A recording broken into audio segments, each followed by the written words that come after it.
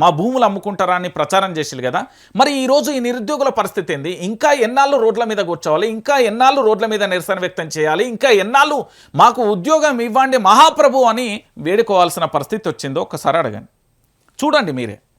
నిరుద్యోగులకు పూర్తి స్థాయిలో వీళ్ళకిచ్చి ఏడాదికి వీళ్ళకి ఏమని చెప్పిళ్ళు అంటే, పూర్తి స్థాయిలో నిరుద్యోగులకు 2 లక్షల ఉద్యోగాలు ఇస్తాం, జాబ్ క్యాలెండర్ రిలీజ్ చేస్తాం, చాలా స్పష్టంగా చెప్పిళ్ళు.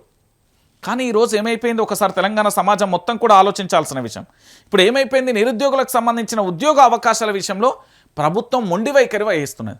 మరి మొండి వైఖరి వహిస్తున్నప్పుడు అప్పుడు విపక్షంగా పోరాటం చేస్తున్న వాళ్ళందరూ కూడా ఇప్పుడు ఎమ్మెల్సీలుగా, ఎంపీలుగా, మంత్రులుగా కొనసాగుతున్నారు, ప్రభుత్వ సలహాదారులుగా కొనసాగుతున్నారు. మరి వీళ్ళకి ఎందుకు సాయం చేస్తలేరు? వీళ్ళందరూ కూడా మన తెలంగాణ బిడ్డలే కదా. ఒకసారి ఆలోచించండి.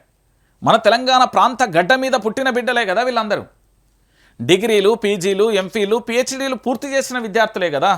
గొప్ప గొప్ప యూనివర్సిటీలలో చదివిన విద్యార్థులే కదా. వీళ్ళందరూ కూడా తెలంగాణ తలరాతను మార్చే ఏంది ఇక్కటి యువతరమే కదా. మరి ఈరోజు వీళ్ళు పూర్తి స్థాయిలో కూడా ఇంకా రోడ్ల మీద ధర్నా చేయాల్సిన పరిస్థితి ఏమి ఏర్పడింది?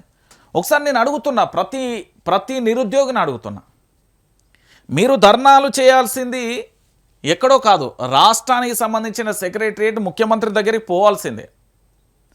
ఆయనను కలిసి మా ఉద్యోగం